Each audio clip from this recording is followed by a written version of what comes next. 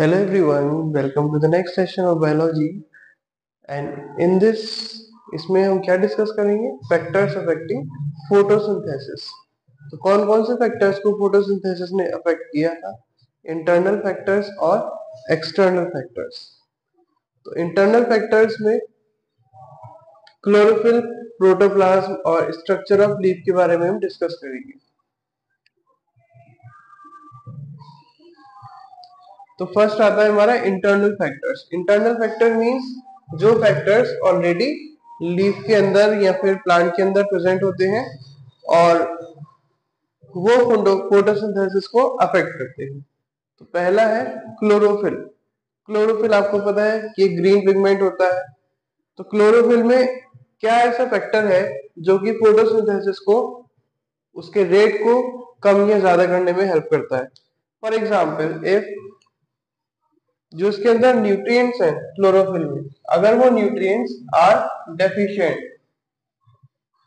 या nutrients are less, तो nutrients अगर लेस होंगे तो उस वजह से क्या होगा, क्लोरोफिल के अंदर जो न्यूट्रिएंट्स हैं, जो भी न्यूट्रिएंट्स प्रेजेंट होंगे, तो वो अगर न्यूट्रिएंट्स प्लांट्स में कम है या डिक्रीज्ड है, तो due to that the rate of photosynthesis will also be affected। उसकी वजह से भी फोटोसिंथेसिस का रेट अफेक्ट होगा, जिसकी वजह से जो फोटोसिंथेसिस है उसका रेट ऑल्टर होता रहेगा।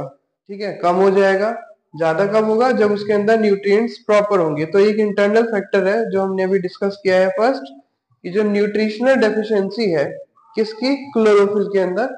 हम ये पढ़ रहे हैं कि जो न्यूट्रिशनल डेफिशिएंसी होती है, due to that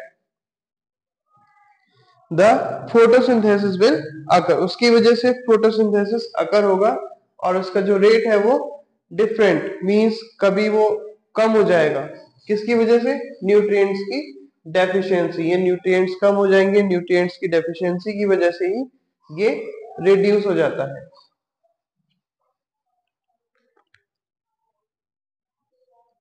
nutritional deficiency में कुछ मिनरल्स भी आते हैं। ठीक है, और इस वजह से जो ये सोलर एनर्जी है, ये क्लोरोफिल जो है वो ट्रैप उसको कम करता है, वो रिड्यूस हो जाता है, उसमें जी रिडक्शन आ जाता है।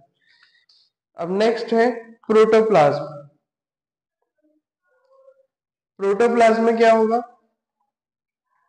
प्रोटोप्लाज्म में डिहाइड्रेशन होता है।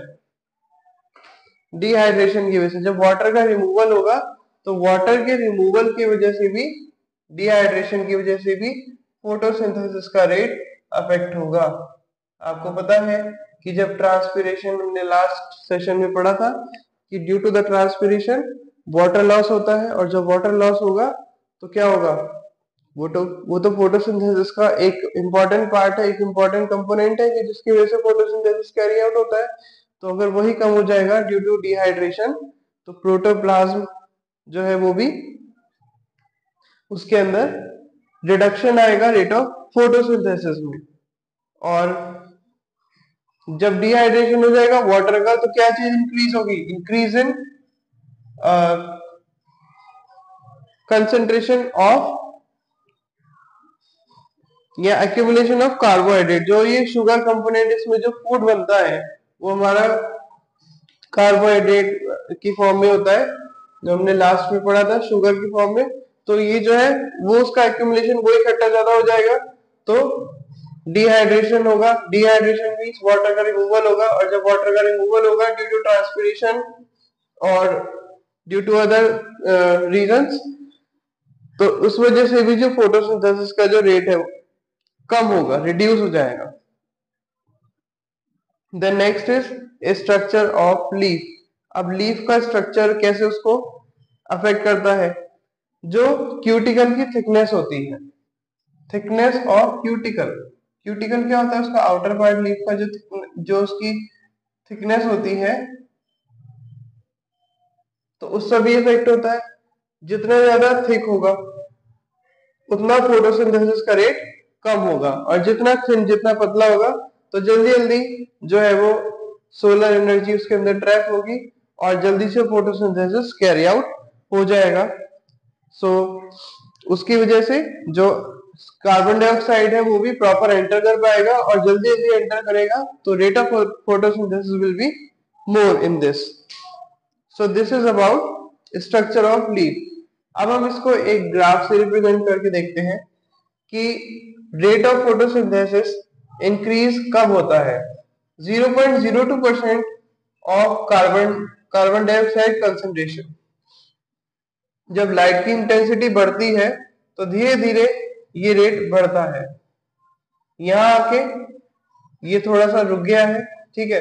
फिर आगे देखिए, अब ये ऊपर की तरफ इंक्रीज हुआ है, अब हाईएस्ट रेट पर पहुंच गया है 0.02% से 0.05% कंसंट्रेशन ऑफ कार्बन डाइऑक्साइड, और यहाँ पर आकर ये जो रेट है ये स्टेबलाइज्ड हो गया है, ठीक है, रुक गया है।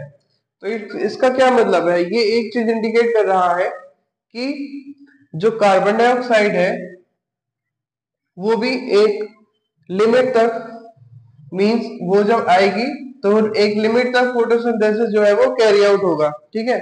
और जो डिफरेंट फैक्टर्स हैं जिसकी वजह से, जैसे क्लोरोफिल अभी हमने पढ़ा, प्रोटोप्लाज्म, स्ट्रक्चर ऑफ लीफ, तो ये तीनों जो रीजंस है ये इंटरनल फैक्टर है जिसकी वजह से rate of photosynthesis will become stabilised. ये स्टेबलाइज हो जाएगा अगर ये चीजें उसमें होंगी। अब नेक्स्ट आता है इसी तरह से हमारा एक्सटर्नल फैक्टर्स। एक्सटर्नल मींस बाहर के जो फैक्टर है वो कौन से फैक्टर है। बाहर का सबसे पहला फैक्टर है लाइट इंटेंसिटी। लाइट की इंटेंसिटी कैसी है, सोलर एनर्जी, जो सन की एनर्जी, सनलाइट जो आ रही है उसकी इंटेंसिटी कैसी है, वो कैसे आ रही है। तो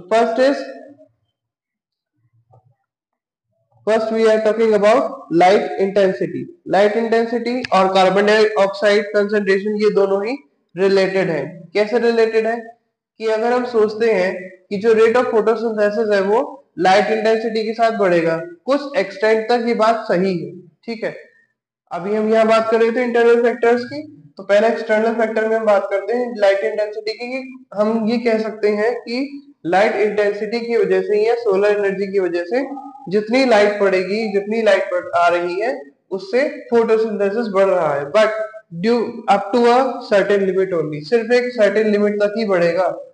आपको पता है, ये हम सब एक जनरल एक व्यू होता है सबका कि एक लिमिट तक ही कोई चीज बढ़ती है, फिर उसके बाद वो स्टेबलाइज हो जाती है, रुक जाती है, या फिर नीचे की तरफ डाउनफॉल हो जाता है। तो सेम इन दिस केस कि जो लाइट इंटेंसिटी है वो बढ़ने से फोटोसिंथेसिस का रेट बढ़ रहा है। यहाँ देखिएगा 0.02% कार्बन डाइऑक्साइड कंसेंट्रेशन, ठीक है। फिर रेट ऑफ फोटोसिंथेसिस स्टेबलाइज हो गया है 0.02% कार्बन डाइऑक्साइड कंसेंट्रेशन पर, और जो हाईएस्ट रेट है वो 0.02% रीच कर गया है। तो ये इंक्रीजिंग लाइट इंटेंसिटी है। सेम हमने यहाँ पढ़ा था 2 स्टेप्स में। इसमें फर्स्ट स्टेप में यहाँ पर थोड़ी सी बढ़ी, फिर उसके बाद ये हाईएस्ट पीक इसने एक्वायर कर लिया। तो ये दोनों में डिफरेंस है, इंटरनल फैक्टर है, एक्सटर्नल है, ठीक है। अब नेक्स्ट इज, अब हम इसमें दोनों लाइट इंटेंसिटी की बात कर रहे हैं। तो जो फोटोसिंथेसिस है वो इंक्रीज करता है एक सर्टेन लिमिट तक, और उसके बाद वो स्टेबलाइज हो जाता है पॉइंट एस डैश पर, और यहाँ पर जाके ये रुक जाएगा, स्टेबलाइज हो जाएगा, ठीक है। तो फोटोसिंथेसिस रेट जो है वो भी फर्दर इंक्रीज होगा और स्टेबलाइज हो जाएगा एस डबल डैश पर। ये यहाँ देखिए, ये दो आपको दे रखे हैं, ये दोनों ही ग्राफ जो है इससे रिलेटेड है। किससे रिलेटेड है, फोटोसिंथेसिस से, राइट। तो अब हम देखते हैं टेम्परेचर के बारे में। ये हमारा डिस्कशन हो गया लाइट इंटेंसिटी और कार्बन डाइऑक्साइड कंसंट्रेशन। अब आते हैं हम लाइट इंटेंसिटी पर, सॉरी, अब आते हैं टेम्परेचर पर। तो टेम्परेचर से क्या होगा, टेम्परेचर के राइज होने से फोटोसिंथेसिस भी राइज होगा। कैसे राइज होगा, 35 डिग्री सेंटीग्रेड, ये 35 डिग्री सेल्सियस अगर टेम्परेचर है, ये जो मैक्सिमम सूटेबल टेम्परेचर है जहां पर फोटोसिंथेसिस अकर होता है, और उसके बाद उसका रेट गिरने लगता है फोटोसिंथेसिस का 35 डिग्री के बाद, और स्टॉप हो जाता है। मींस ये इसका पीक पॉइंट है फोटोसिंथेसिस का, और उसके बाद जब ये 40 में पहुंच जाएगा तो फोटोसिंथेसिस विल बी स्टॉप्ड। ठीक है, तो इसमें क्या होता है, अपर मोस्ट लिमिट में जो एंजाइम्स होते हैं वो डिस्ट्रॉय होने लगते हैं, और एंजाइम्स के डिस्ट्रॉय होने की वजह से ही फोटोसिंथेसिस रुक जाता है। और ये जो राइज होता है ऑप्टिमम टेम्परेचर में, जैसे हमने अभी 35 डिग्री की बात की, तो ये तब 35 डिग्री सेल्सियस तक जो टेम्परेचर जब बढ़ता है तो फोटोसिंथेसिस का रेट जो है वो डबल हो जाता है। फॉर एग्जांपल जैसे 20 डिग्री से 20 डिग्री सेल्सियस से 30 डिग्री सेल्सियस, या फिर 32 डिग्री से 22 डिग्री से 32 डिग्री सेल्सियस, या फिर 25 डिग्री से 35 डिग्री सेल्सियस, यहाँ पर जो रेट है वो फोटोसिंथेसिस का क्या हो जाता है, डबल हो जाता है। और जो पानी की कमी है, स्कैरिसिटी है वाटर कंटेंट की, वो हमारा थर्ड पार्ट है। अभी हमने यहाँ भी पढ़ा था वाटर का कम होना, पानी का कम होना। तो यहाँ पर क्या होता है, स्कैरिसिटी ऑफ वाटर।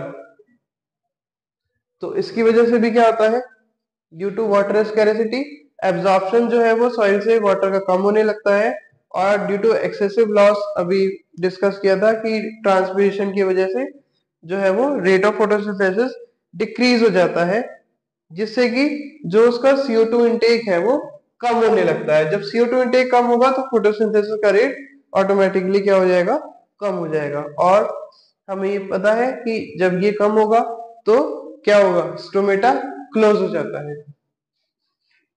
क्या होता है, स्टोमेटा क्लोज।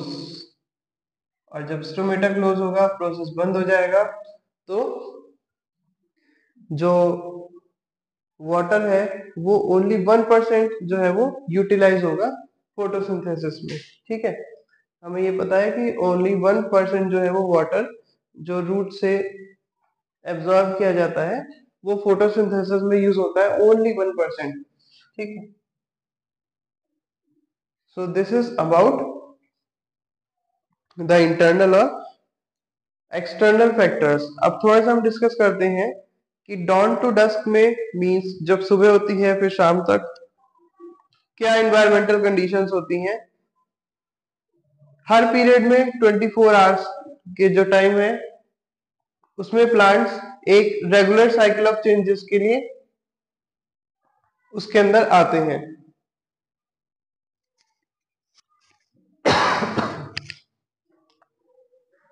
और उसमें rate of photosynthesis dawn to midday क्या होता है, इंक्रीज होता है। मतलब जब सुबह होती है, जैसे ही सूरज निकलता है धीरे धीरे, और डॉन की तरफ जब टाइम आता है तो फोटोसिंथेसिस का रेट इंक्रीज होता है। और जैसे ही डस्क रात शाम होती है तो तभी वो डिक्रीज भी हो जाता है। प्लांट्स को भी क्या चाहिए, ऑक्सीजन चाहिए। ठीक है, लाइक अदर ऑर्गेनिजम्स, और वो रात में कार्बन डाइऑक्साइड रिलीज करते हैं। ठीक है, इसका अपोजिट रिवर्स हो जाता है। और जो लाइट होती है वो रेस्पिरेटरी एक्टिविटी को अफेक्ट करती है, और फिर उसे एक नेट आउटपुट ऑक्सीजन का रिलीज करती है। और डार्कनेस में इसका अपोजिट है कि रेस्पिरेशन जो है वो रिस्पॉन्सिबल होता है गैसियस कंपोजिशन के चेंजेस में, जो कि उसके सराउंडिंग एटमॉस्फेयर में प्रेजेंट होती है। और कुछ जो फोटोसिंथेसिस होता है कुछ प्लांट्स में वो नाइट में भी अकर होता है। ठीक है, नाइट में कैसे अकर होता है, आपको पता है कि कुछ डेजर्ट प्लांट्स हैं और कुछ एपिफाइट्स होते हैं जो कि रिलीज करते हैं oxygen during the night time also. आपने सुना है एलोवेरा, तुलसी, नीम, पीपल, ये सारे जितने भी हैं